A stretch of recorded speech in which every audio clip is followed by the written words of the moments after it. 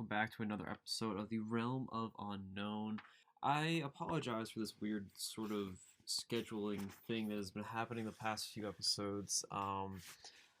It's been weird, I should say. The past several weeks have been a bit of an adjustment on my own end, so I apologize for that as of now. Obviously, Fright Month was a bit of a just overkill on my part, and I've been still slightly adjusting since then. A lot of topics that I was going to cover got covered in there, and I actually have one right now that I am recording rather late, not due to the fact that it, took me forever to finish, but the fact that I just have not been able to find the time to actually sit down and record this episode. So this is actually being recorded. I mean, at the time of it should at the time that it should get uploaded, I should say it should be the Friday before. We'll see how that goes. I know I'm scheduled for a double on the Saturday, so we'll see if I even get back in time to get this up and live. But yeah, so I'm not going to ramble on too long because there's not a whole lot of new updates or anything for me to discuss. I'm just going to get right into the episode.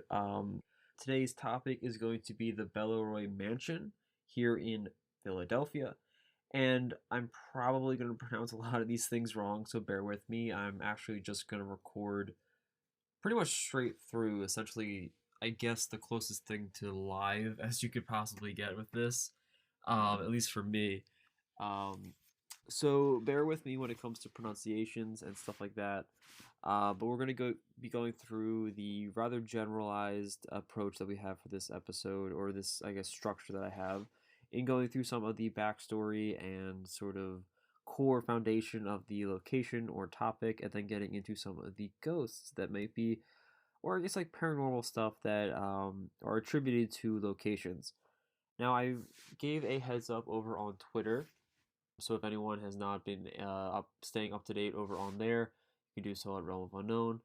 But this is actually going to be a two-part episode, or not, sorry, two-part series essentially, or two-part topic, in which I'm going to be focusing most, if not all, of the paranormal or supernatural-based topics and sort of stories relating to this location to this episode being the first part, and the sort of I don't want to say like I don't even know the term I'm trying to think of for this, but all of like the additional background and like the additional structure and like what's happening up to the point that we ended for this episode is going to be saved for episode 2, and that's going to be uploaded a week later, and it's going to be essentially what's going to be wrapping out this year of 2019 for this podcast. Is going to be this topic, the Baleroy Mansion, and I'm doing so because, and again, I detailed over on Twitter,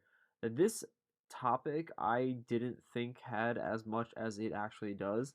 I originally just assumed that it was something to do with an object that we will be talking about later in the episode, but that's the only thing I knew of this place. I did not know that it had more history to it. I did not realize how deep it actually went and how many like sort of rabbit holes that I found myself in. Especially that's essentially why I made it into a two-parter, is because there were a lot of things that I wasn't so solid on, and a lot of things that I just wanted to give more time and more, I guess, possibilities to. So I decided to break it apart and create a two-parter. And without a further ado, let's begin this first part because I'm rambling on. Okay, so the Baleroy Mansion is situated within the Chestnut Hill region of Philadelphia, and essentially is claimed to be one of the most haunted houses within the United States. This home is crazy. So the mansion itself houses around 30 rooms, a courtyard, and a completely separated cottage home just all together. And all of this is settled on a 22,000 foot plot of land, or about 6.7 kilometers for my international friends out there and listeners. The mansion was constructed in the year of 1911, and the origin of the building is a tad strange, as there are some rumors out, just pretty much starting us off the bat, that the original owner was a carpenter who actually constructed the home himself. However, the story goes that him and his wife were both murdered several years later while living in the home. Whether or not this is true, I can't actually clarify, so that may have to be saved to the second part. However, that is sort of just something that lingers with the history of the home. But advancing a little bit further down the timeline, we get to the year of 19 we get to the year of 1926, and the mansion was purchased by the Easby family.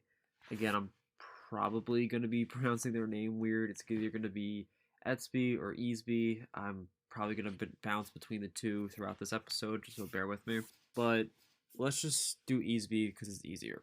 So the Easby family purchased this home back in 1926, and they were a rather well-off family, and they claimed that a lot of their roots were within English nobility, as far back as the 12th century to the Easby Abbey. The family would even end up filling the home with several artifacts and antiques from famous and historical individuals, such as Napoleon Bonaparte, Thomas Jefferson, and Civil War General George Meade, which the family also claims as a notable member of their lineage. So the stories of the home really, really get down to it when it comes to the Easby family moving into the property. So, in particular, a lot of them are focused on their two sons, that being George Meade Easby and being named after his grandfather, who I just mentioned as the Civil War general, and his younger brother, Stephen. However, keep George in your mind because George is essentially going to be the central focus of pretty much everything we're going to be talking about. All of this stuff sort of starts a few years after they actually move into the home in the year of 1931, as George and his younger brother Stephen were playing about in the courtyard. This is when they noticed something rather strange when taking a moment to look into the fountain. The two boys were looking into the fountain, and that's when Stephen's reflection changed into that of a skull. Both boys apparently noticed it, however, it seems as though both boys were the only two that were present, and that does sort of leave a lot of things to just be up in the air. However, after this event allegedly took place, just a few months later, Stephen actually would pass away after succumbing to a rather mysterious and very sudden illness that doctors just sort of chalked up to childhood illness, which doesn't make any sense naming wise. But so Stephen does pass away in the home in the year of 1931 at the age of 11, I believe, at the time. And again, they cannot really determine the cause of death. All they can really know is that it was an illness, and allegedly, he and George both noticed a sort of omen before the death. And this would actually mark the very first death within the home. However, if we're not including the two rumored carpenter couple from the beginning. And as time would pass on, however, this number would increase.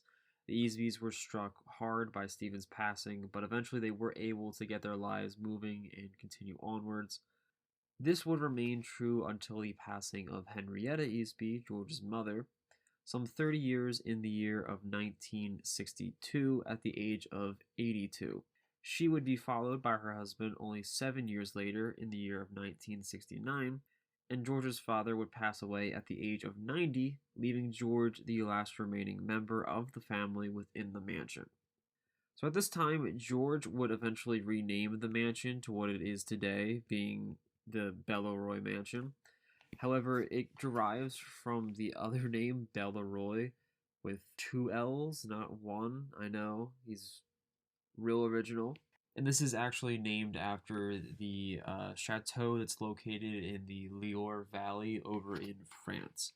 And George, at this time, again, he was living on his own in the house, no more family members were there. He actually started to hire on a lot of workers, general housekeepers, and just people to work throughout the mansion. However, he never had them stay there overnight. He would just have them there during the day. They would go home, and he would be, again, the only person that would live and sleep in the mansion at all times. I do want to mention before we start that, as I stated again, George is the most prominent member of this family, and again, he is going to be the key, like, central focus for pretty much every story when it comes to this episode in general.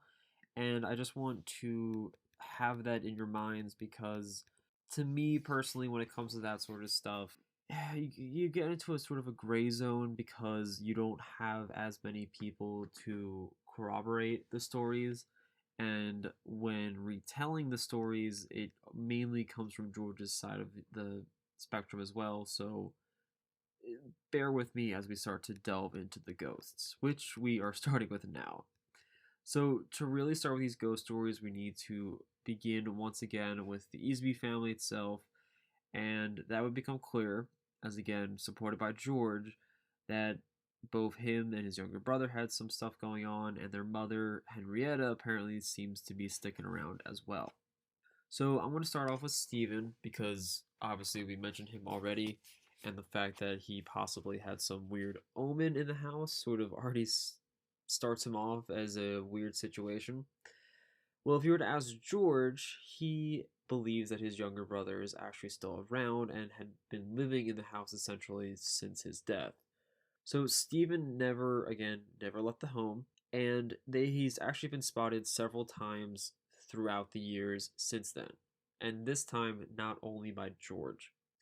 So several years back, while some renovations were being done on the property, contractors had been outside in the yard when they had what they claimed a sudden urge to look up. Upon doing so, they spotted a young blonde haired boy watching them from the second story window. At this point in time, no children were living in the house, nor should they have been in the house at all. And to make things even creepier, only upon reporting the sighting to their superiors did they realize that the room in which they noticed the boy was none other than Stephen's original bedroom. So, furthermore, Stephen also seems to pop up with George throughout his time in the house. One evening, while hosting a dinner event with some friends, a loud crash could be heard throughout the house, and this is a rather famous event when it comes to the stories with the ghosts. And when the party heard this loud crash and they went to go investigate, they discovered that within the gallery, a photo, or a painting or a picture essentially, had been tossed across the room from one side to the other. They approximate around 15 feet, however, I can't. Again, obviously, this is all just coming from firsthand accounts of people there. I don't think they actually measured it with a ruler or tape measure. However, when they were trying to figure out how this particular photo was able to get across the room, apparently on its own, because no one seemed to be in the room at that moment. They inspected the hook, they inspected the wire that held up the photo. However, neither had been tampered with, neither had been damaged in any way. The hook was still secure in the wall. The only possible way that the photo could have physically been moved is if it were to have been lifted off the hook and then tossed across the room. So whether or not it's paranormal or someone physically doing it, that's the only way that they hypothesize that it could have been moved. To make things even creepier, once again, this was a picture of Steven. So Steven seems to be doing some weird stuff when it comes to his things, because I don't know, I'm not throwing my photo around the house when people have parties. But again, like I mentioned, Steven's not the only SB that's here in the location. His mother and George's mother, Henrietta, is the next ghost that I do want to talk about when it comes to the Baleroy Mansion. So, George's mother, or I should say the boy's mother, she's a rather interesting ghost when it comes to this story because I don't believe there's any reports of her actually being seen or like generally reported. She's pretty unanimously only spoken through one means. And this is through a psychic that George invited into the house and later befriended by the name of Judith Himes. So keep her in mind because I'm definitely going to be talking about Judith Himes when it comes to the second part of this sort of series. Judith and George again became friends during one of the visits to the home. Judith began to describe a female spirit who had been repeating the name of Longfellow over and over and over again, just repeating this word, and she seemed confused, but George seemed to immediately become interested, as his mother had often read Longfellow to him back when he was younger. And if no one knows, Longfellow was a poet slash author. Judith began to continue on, stating that the spirit had began to repeat the phrase, the children's hour. Just as it had been repeating the phrase Longfellow, it just started saying this over and over and over in Judith's head. And once again, George seemed to know what it meant, as the phrase was actually the title of a Longfellow poem that he and his mother had oftentimes read together. So, intrigued by this sort of weird experience, George, I guess later in the evening, just happened to go into the study, and he just has so happened to notice that one of the books that had been partially pulled out from the shelf was a collection of Longfellow poems. Upon further inspection of this book, George discovered that there was an envelope inside, and this envelope happened to have his mother's handwriting and the words that read, "To my son Mead, in the event of my death." However, upon opening the letter, there was nothing inside. So I don't know what happened, all this elaborate setup, and George got nothing out of it. But at the very least, he does sort of get some confirmation that possibly his mom is still lingering about throughout the house, and she has a way of communicating through Judith. And Judith would continue to visit the home a few more times, and once again, Henrietta would speak through her. She would inform George that she had hidden some family antiques throughout the home and wanted George to know about them. So when they searched the home, lo and behold, George did discover that there were silver candlesticks up in the rafters of the storeroom.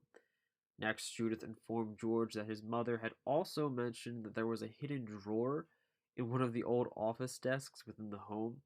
Again, George looked where he was told to go look, and eventually he did locate the desk and found that there was a false drawer hidden within it. Inside the drawer was the old remnants of a battered Confederate flag. And this is weird, keep in mind, I guess maybe not so weird. It is a Confederate flag, but again, his alleged ancestor, General George Meade, was a general during the Civil War. However, he was a Union general, so I don't understand why a Union general would have this unless it was some weird keepsake or trophy on his behalf, or maybe he knew someone and this was like a weird sense of honor. I don't know. But George now has a really, really, really old Confederate flag, and I don't think he does anything with it. But Henrietta is not done. She just keeps going. She just keeps finding new stuff for George to find. So she informs George that there is also a secret chest located up in the attic, one that belonged to George's great-grandfather, Richard Meade. And this actually was true. George did find the chest, and inside of it were papers that detailed how Richard Meade had loaned the young American government back in the year of 1819 $5 million. And all of this was in order to help them purchase Florida from Spain at the time. However, it would seem that the good old US of A never actually paid George's great-grandfather back the $5 million that he was owed. And now George, being his only living descendant, essentially inherits that repayment along with the over 170 years of compiling interest that has been growing on that loan. I couldn't even tell you the number, partially because I didn't look it up to add that interest onto it, but it's a lot of money. If he gave you $5 million in 1819 money, or maybe they already did convert it, I don't know, he's a lot of money. And he actually tried to go through the legal process of obtaining that money and getting it from the government. However, I'm pretty sure he never saw that when it came to the lawsuit. Fairly certain that it just never went anywhere, and unfortunately George does pass away at the end of this story. But as you can see, like, we already have so much going on with Stephen and Henrietta, the only two Espys that I believe are the ones that haunt the house. Honestly, There aren't really too many stories when it comes to the father. However, he does sort of pop up every now and then. But I do want to preface this by saying that we're not even to like the juicy bit stuff. I'm literally just covering the family. This house has so much more stuff going on, and I want to just say that we're now gonna hop over from that section of this little script of mine to essentially what I literally just called other ghosts because I don't know what else to call it. They're literally just other ghosts. And a few of them have the preface of just object ghosts. So let's get into it. So that's all again when it comes to the family ghosts. There aren't again stories relating to George's father after he passed away. Supposedly though, before he did die, he did confess to George that he had witnessed his wife's spirit, so being Henrietta's ghost, as well as being fully aware that there were other entities within the house.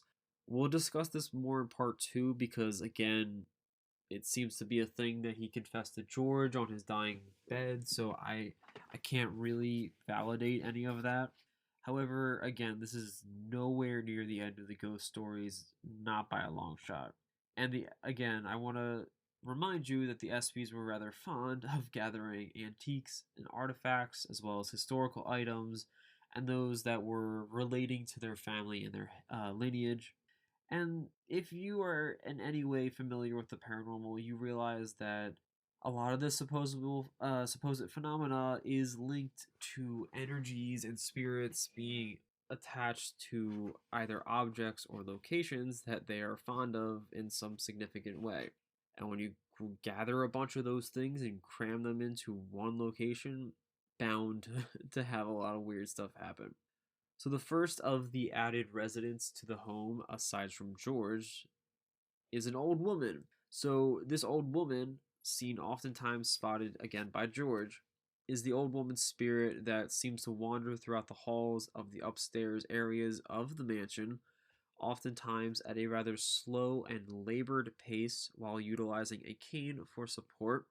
She is sometimes reported to have been going around banging and yelling, and there are some possible rumors and speculation that this could potentially be the spirit of the original wife of the original couple that owned the house, the rumored carpenter couple. But there's really nothing that supports that sort of narrative. But I just want to mention it before we move on. Next is the spirit of a monk who is adorned in tan robes. He doesn't seem to do very much, however, there is a possibility that the spirit is attached to one of the many family artifacts that the ESPYs brought over from overseas. Again, they date back very, very far into the 12th century and beyond. That's at least what they claim, and super religious over in Europe in a lot of cases, and the possibility of a monk somehow being attached to an item that the family brought into their home is a possibility. And a more famous spirit that I want to mention is that of Thomas Jefferson, the nation's founding fathers and the third president of the United States. At this point in time, Jefferson has been long dead at the not the time of recording, I should say, but the time in which he is spotted throughout the house. Obviously, he's not 260 years old, and you'd think that why would he be here, especially since he's been dead for so long? Within the ESPY's house, again, there are actually several items that have been owned by Jefferson during his life. However, it seems that the spirit is oftentimes spotted within the dining room, near or relatively close by to one of the old grandfather clocks that stands there. Whether or not this is owned by Jefferson, I could not determine, and there isn't really any explanation as to why the spirit is attached to that particular object or room.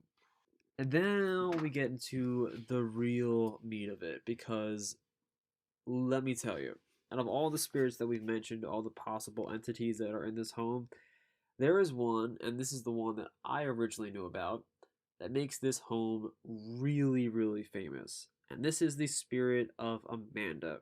So the last spirit that we're going to be talking about is possibly the worst, as I just mentioned, is probably the most infamous as well.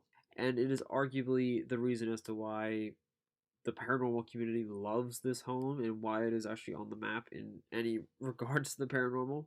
And like the last three spirits that I've mentioned, this one seems to be attached to an object within the home itself, and it goes by the name of Amanda or Amelia, depending on who you're talking to or and who you're using as a source. I've found both of these names popped up, but for the sake of this episode, I'm going to be referring to her as Amanda, just because. But if you see Amelia, you can interchange them. So, out of all the spirits in the home, aside from Stevens, Amanda is probably the most prevalent spirit overall, and for the most stories and rumors and sightings are attached to her. Amanda's spirit seems to be mainly operating within one specific room of the home, one that has been redubbed the Blue Room, and this was specifically in response to a blue haze or mist that also seems to be linked to Amanda and the sightings relating to her. Some articles and sources will also dub it the red mist. However, I don't understand why. Apparently, people see a red mist, but they dub the room the blue mist or the blue room whenever they see a blue. It's confusing. But the room itself, and in turn the spirit, are also infamous for one other connection. That being an antique chair that resides within the room that is supposedly one that was owned at one point by Napoleon Bonaparte himself. However, we can't 100% clarify this, and I will detail that in the second part. The chair is upholstered with blue fabric and has a yellow flower pattern across of it, and because of this chair, this is where we got a lot of stories surrounding Amanda. So if you were to ask George, he would tell you that Amanda is an unpleasant and vengeful spirit.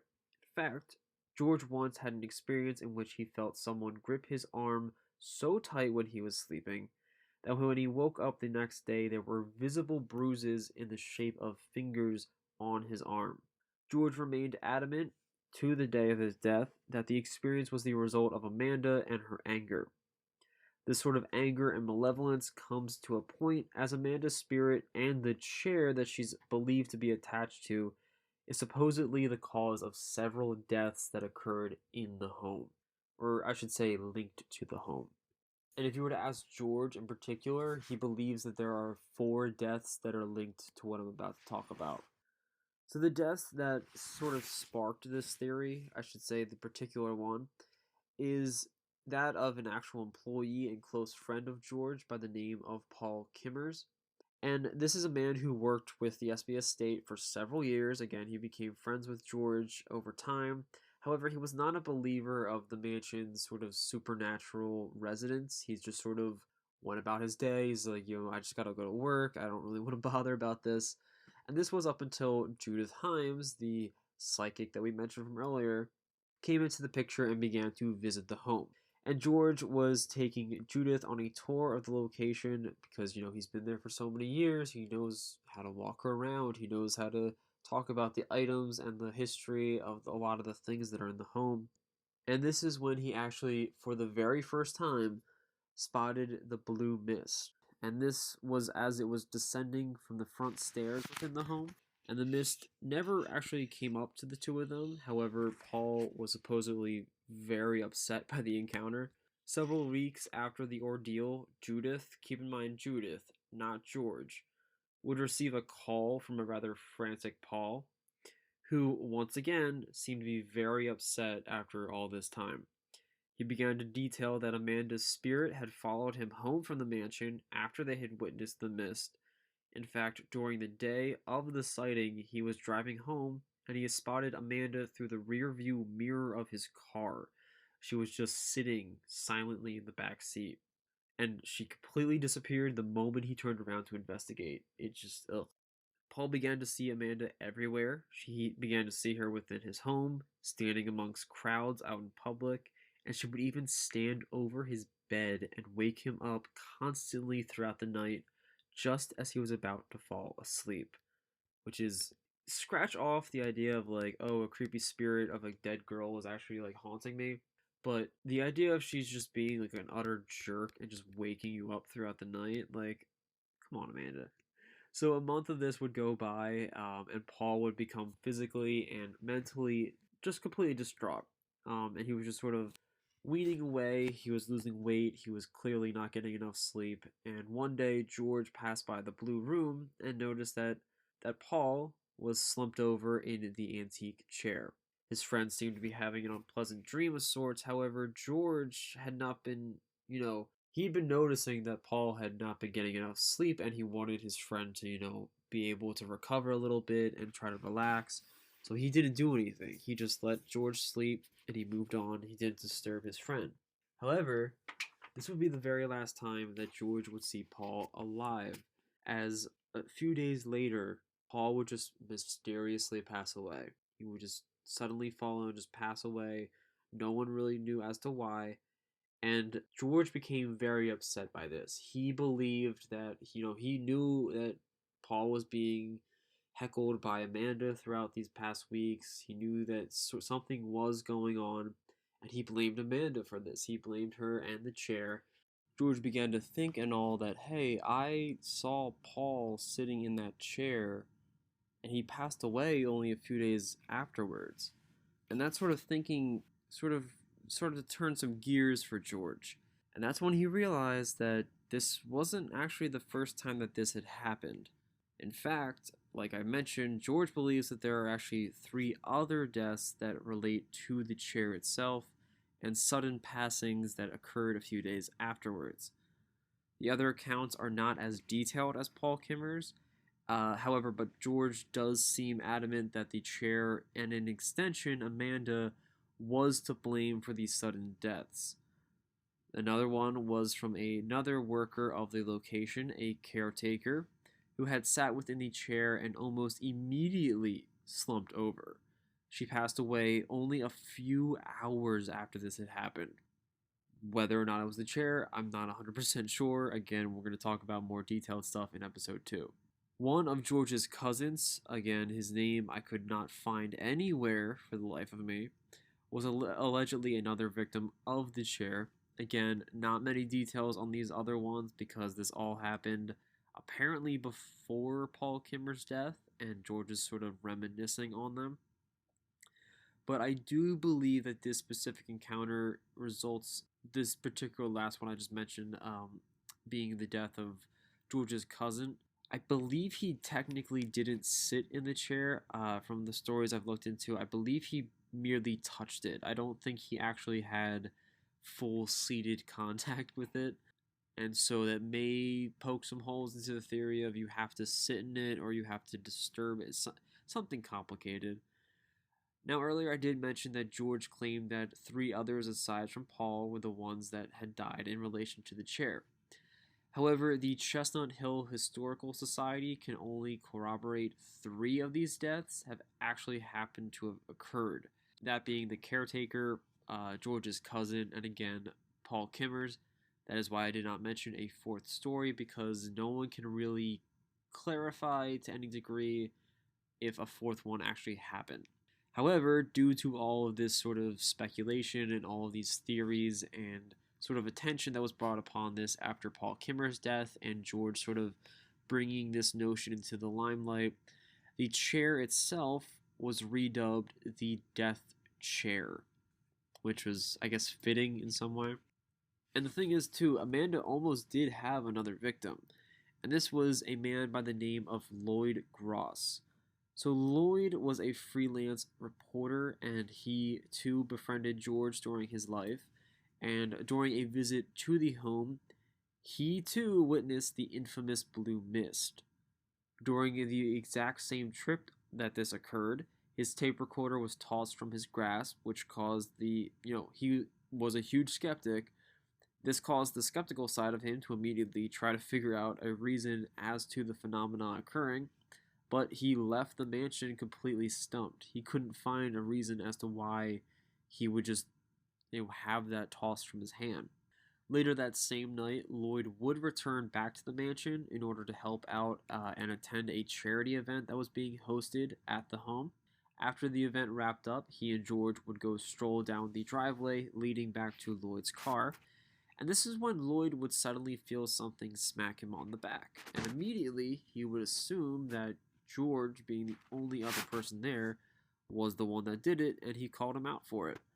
But George gave him a rather confused look and claimed that he had not touched Lloyd at all. Not too long after that, later in this exact same night, so this is all just happening in one day, George would receive a call from Lloyd, who seemed verbally upset.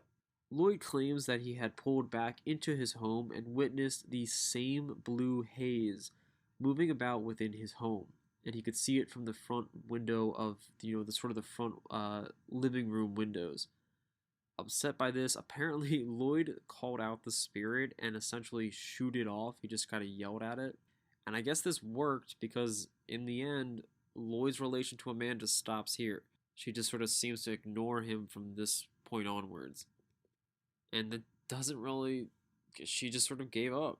And aside from enticing people to sit within her chair or moving as a sort of figureless mist, Amanda is also allegedly responsible for all sorts of just obnoxious things that occurred throughout the mansion. Apparently, she would cause rooms that you would wander into to drop drastically in temperature and become extremely cold. She would also be the one that allegedly is the one responsible for opening and closing doors rather violently. She would just sort of slam them nonstop. And she would eventually, all of this would eventually cause George to drape a cloth over the chair and sort of rope it off in order to appease the spirit's rage. And that seems to have worked because, again, she didn't have any more victims and things sort of seemed to die down.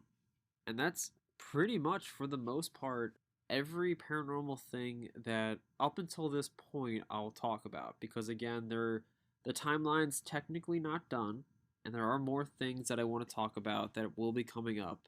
But they are all better suited for the part 2 section of this, and I don't want to bloat too much of the part 1 because it is a little confusing on its own. However, I did mention a few times throughout this that George did pass away eventually. However, he did remain firm that the house and a lot of the items within it were attached to several spirits, and this was all the way up until his death that occurred in the year of 2005. So, not that long ago. And after his death, no one, I should say, no extended family, would come and lay claim to the property. And eventually, it and a lot of the items that were originally there were sold off. This becomes a good portion of the second story that I'm going to be talking about. I guess essentially like a second stage of the house's history.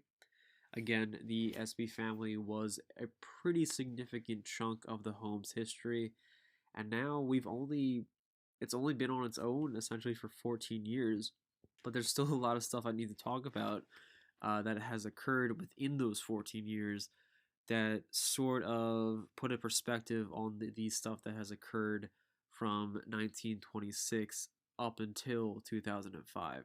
And the Baleroy Mansion is simply, I assumed that it was going to be a short, average length episode. But again, as I mentioned, as I dove into this location, the more I learned, the more I wanted to talk about, and the more I just sort of wanted to understand and sort of unravel. And a lot of that had to do with George and some of the characters that got pulled into this crazy story and this crazy home that he resided in. And I I'm excited for part 2. I don't want to spoil anything. I've given some details as to what to expect. However, I'm not going to mention what's actually going to occur. So stay tuned. That is going to be coming out next week, and I don't know when is next week technically from this point. So that should be the 28th when it gets uploaded. Oh god, it's gonna be right after the holidays. So at that point, I guess it would be our holiday slash New Year's type episode. And again, like I said, it's gonna be the one that wraps out this year, 2019, which was my first year here at the podcast. So that's gonna be an interesting way to end it. Having a two-parter that no one expected or was really prepared for. But yeah, again, I'm excited for this, and I hope you guys do stay tuned for part two if you did enjoy part one. And if you want to check out any of the show note links or any of the resources that I used in preparing this location's sort of script and episodes, you could do so over at the Patreon, as well as some behind the scenes content over there. And that is just Patreon/Realm of Unknown. And if you want to stay up to date for when things are going to drop, or some snippets for locations that we will be talking about in the future, you can do so over at Twitter and Instagram at Realm of Unknown. And again, I had a really great time. I'm glad to be back at a more of a consistent sort of upload schedule. And I sort of want to keep these things a bit more tight, a bit more consistent, and a bit more sort of on pace with the script and the format that I have. Again, I want to sort of leave the more talkative stuff towards solo things once a month or so I don't have half-hour rambling sessions that I'm beginning right now again. But yeah, so that's all for this episode. I hope that this was good. It was short-ish for this first part. I'm not sure how long the second part will be. I'm still writing the script as I record, but I hope you guys do stay tuned for that. And whenever it comes out, I hope you guys enjoy it. Until then, remember to stay spooky.